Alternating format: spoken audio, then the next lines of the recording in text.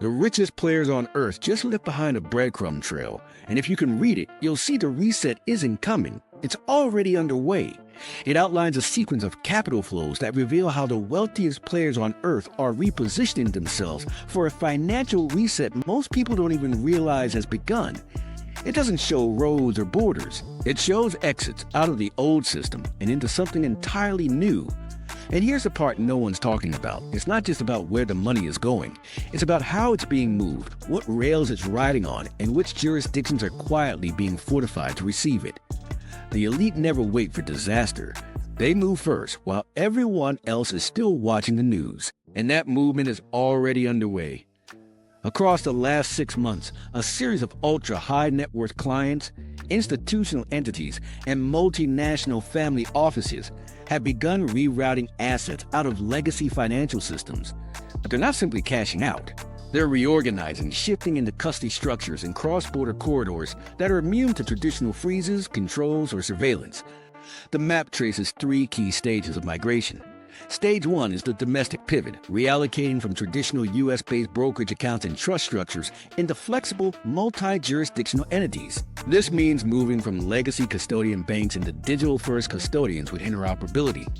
Wyoming and Nevada-based trusts are being restructured into dynamic asset vaults that can legally hold tokenized securities, digital commodities, and gold-backed stable reserves.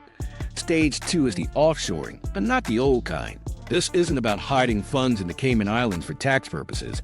It's about plugging into a parallel monetary system, a system where capital doesn't rely on swift messaging, central bank sign-offs, or multi-day settlement delays. These funds are flowing into Singapore, Abu Dhabi, and Liechtenstein, not through fiat wires, but via tokenized pipelines that use multi-sig access and decentralized identifiers to maintain privacy and control.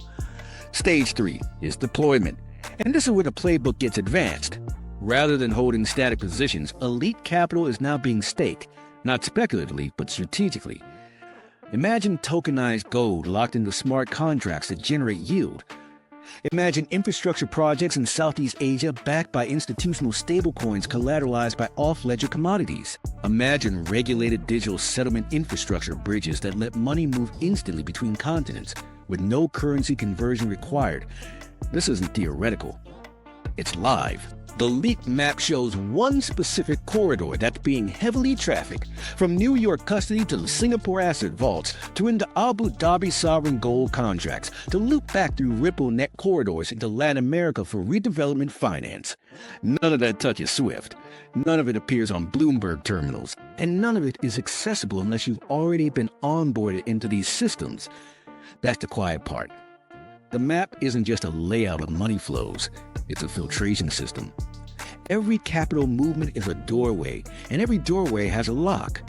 The infrastructure being built today is designed to exclude. If you're not in before the locks click into place, you'll be on the outside looking in. What makes this more urgent is what's happening on the surface.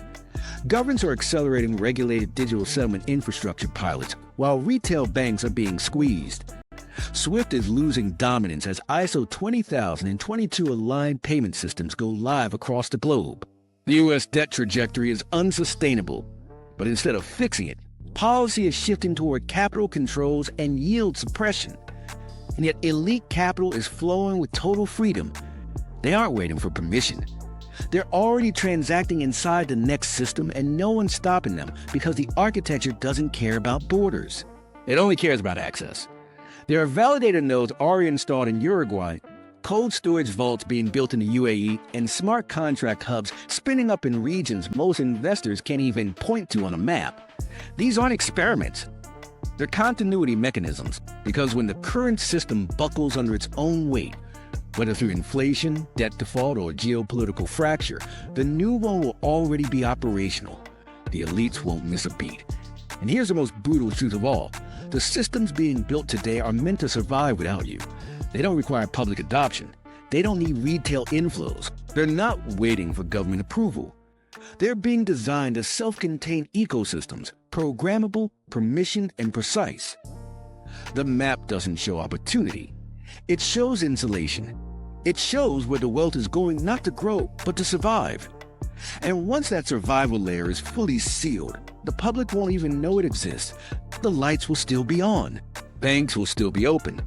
But the core of the financial system, the part that determines value, access, and mobility, will have already moved elsewhere. That's the true reset. It's not an event. It's a migration. And by the time most people realize it's happening, they'll already be priced out, locked out, or legislated into irrelevance. But while this migration plays out in silence, most people are still clinging to the illusion of reform.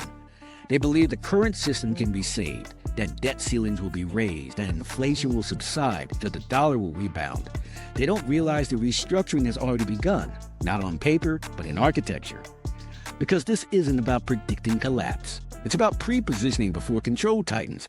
One unlisted wealth management group recently published a private memo to their top-tier clients outlining how to restructure portfolios for post-fiat resilience. That phrase alone tells you everything. Their recommendations? Reduce exposure to any instrument that depends on centralized liquidity, increase exposure to digitized assets backed by tangible reserves, and relocate custody away from any jurisdiction showing signs of yield suppression or capital controls. That memo didn't go to YouTubers or hedge funds. It went to former heads of state and board members of multinational conglomerates. In another example, satellite validator infrastructure has been quietly expanding into remote jurisdictions, including Andean regions of South America, neutral Pacific territories, and Inner Mongolia. These locations aren't random. They are latency optimized for sovereign asset bridging, which only makes sense if capital needs to move seamlessly regardless of local policy interruptions.